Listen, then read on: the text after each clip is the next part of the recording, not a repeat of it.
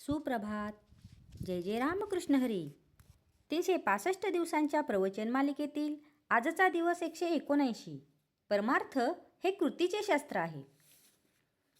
एकदा जनक राजाच्या घरी एक विद्वान आला आणि आपण आल्याची वर्दी त्याने राजाला पाठवली. आता राजा आपली पूजा करील असे त्याच्या मनात आले. हा त्याचा भाव समजून जनक राजाने निरोप पाठवला की आपण एकटेच यावे. त्याप्रमाणे आपण अभिमानाचे गाठोडे बाहेर ठेवून मगच रामाकडे जावे. तसेच सद्गुरूच्या घरी देखील आपले भांडवल बाजूला ठेवूनच जावे. मी कोण याची जाणीव जोपर्यंत राहते तोपर्यंत दुजेपण हे आलेच. अभिमान वाढवण्याकरता देवाकडे जाऊ नये. दुसऱ्याची वाईट व्हावे असे आपल्याला वाटले की आपला अभिमान वाढीस लागला आहे असे जाणावे. पोराबाळांवर जितके प्रेम करता तितके प्रेम भगवंतावर करावे. आपली आणि भगवंताची इच्छा एकच होणे हे परमार्थाचे सूत्र आहे. भगवंताची जी इच्छा तीच आपली करावी आणि आनंदात राहावे. अगदी निस्वार्थ बुद्धीने केलेले कर्तव्य कधी वाया जात नाही.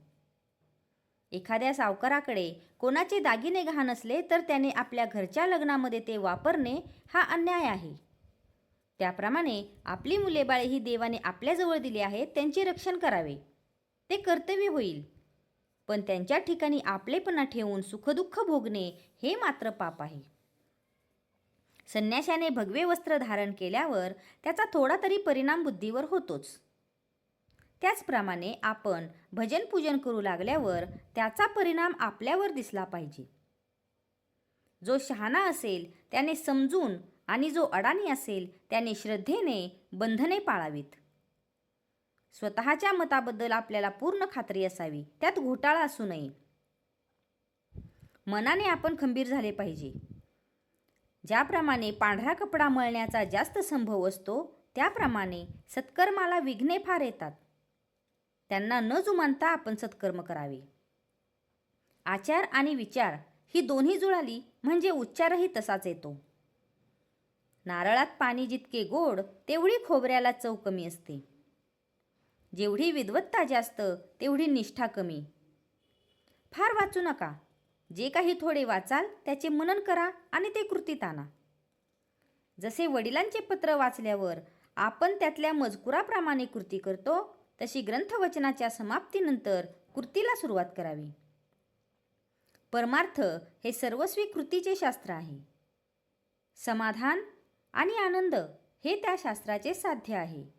भगवंताच्या स्मरणात कर्तव्य केले की जीवनात आनंद उत्पन्न होतो. सर्व काही करावे पण खरे प्रेम हे साधनेवरच असावे. आजचा हा भाग तुम्हाला कसा वाटला हे कमेंट करून नक्की सांगा. कमेंटमध्ये लिहा जय जय रामकृष्ण हरी. आणि अशाच अधिक माहितीसाठी आजच ब्रह्मांड नायक चॅनलला सबस्क्राईब करा आणि जास्तीत जास्त लोकांपर्यंत ही माहिती पोचवा. जय जय रामकृष्ण हरी.